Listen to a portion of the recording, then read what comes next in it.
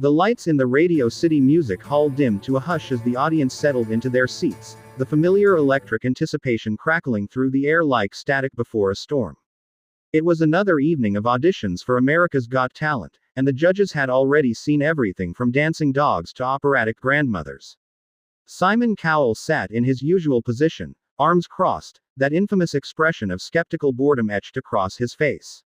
Heidi Klum whispered something to Howie Mandel, who chuckled quietly. Sofia Vergara adjusted her position in her chair, ready for whatever came next. Then the stage doors opened, and out walked a boy so small that he seemed almost swallowed by the vastness of the stage around him. He could not have been more than 12 years old, with dark hair that fell across his forehead and eyes that held a mixture of terror and determination.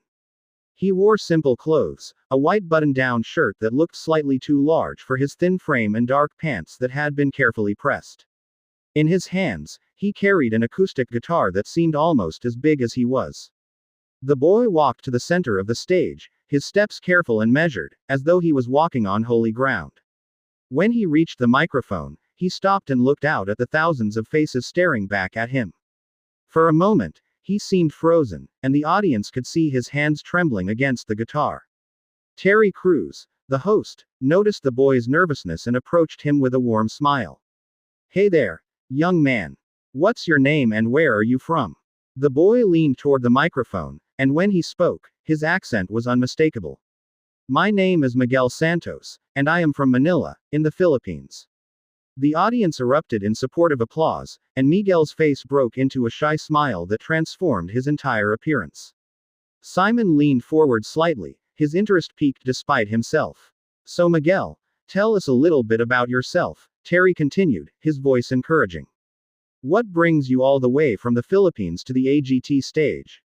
Miguel took a deep breath, and when he began to speak, his voice was soft but clear. "I grew up in Tondo, one of the poorest areas in Manila. My father left when I was very young, and my mother, she works 3 jobs to take care of me and my 2 younger sisters.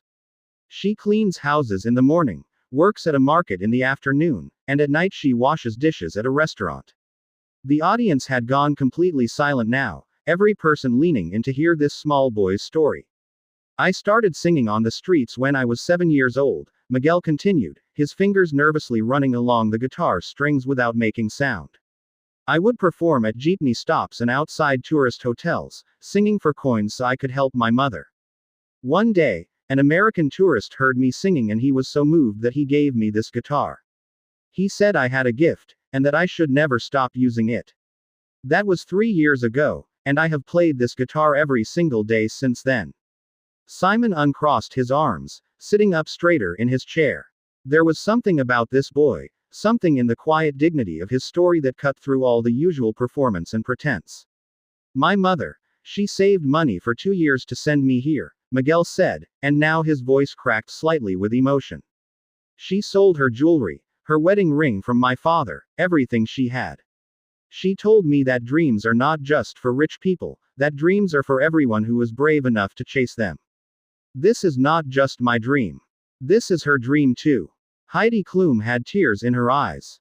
Sofia Vergara was pressing a hand to her heart.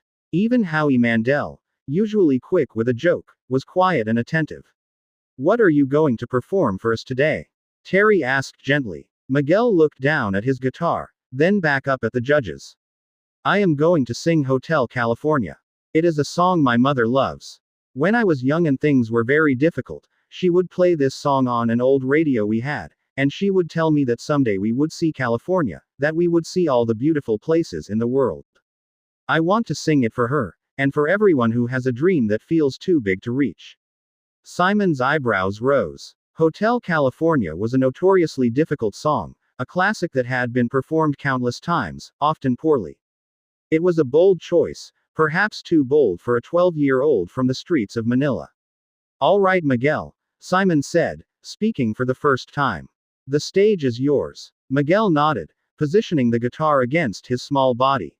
He closed his eyes for a moment, and the entire auditorium seemed to hold its breath. Then his fingers found the strings, and he began to play.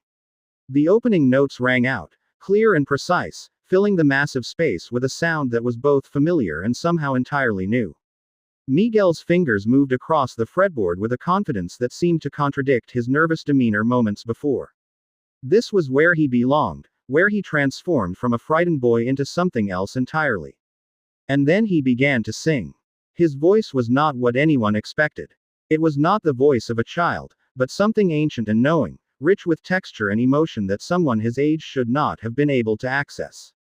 He sang about the dark desert highway and cool wind in his hair, and every word carried the weight of lived experience, of someone who knew what it meant to wander, to search, to hope for something better.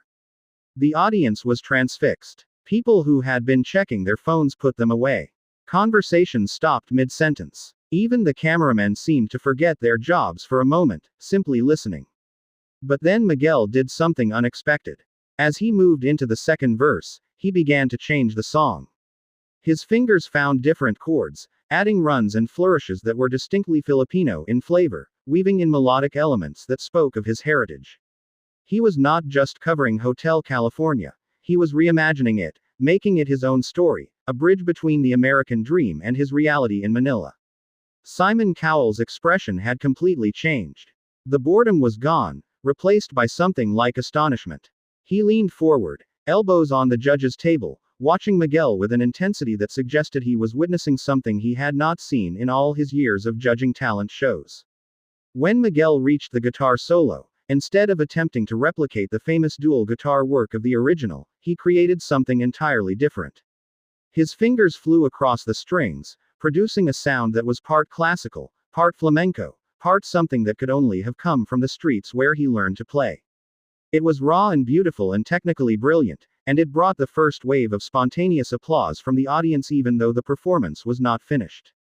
Tears were streaming down Miguel's face now as he sang, but his voice never wavered. He sang about mirrors on the ceiling and pink champagne on ice, about being prisoners of our own device, and somehow he made these cryptic lyrics feel like they were about his own life, about poverty and hope and the complicated trap of dreaming. As he approached the final verse, something shifted in the room. It was as though everyone present suddenly understood that they were not just watching an audition, but witnessing a moment that would be remembered, talked about, shared millions of times. This was not just a talented kid singing a famous song. This was art, real and true and transformative. Miguel sang the final lines, his voice rising and falling with perfect control, the guitar beneath his fingers singing its own harmony. And then, with one final, delicate strum, it was over. The silence that followed lasted only a heartbeat, and then the entire auditorium exploded. The audience rose to their feet as one, applauding and cheering with a fervor that shook the walls. People were crying, hugging strangers, overcome with emotion. The judges stood as well. Heidi was openly weeping. Sophia had both hands pressed to her face. Howie was shaking his head in disbelief, a huge grin on his face. And Simon Cowell, the man famous for his harsh criticism and impossible standards, was standing and applauding with everyone else, a rare, genuine smile on his face. But then Simon did something no one expected. He walked away from the judges' table, moving with purpose toward the front of the stage. The audience's cheering grew louder, confused and excited. What was he doing?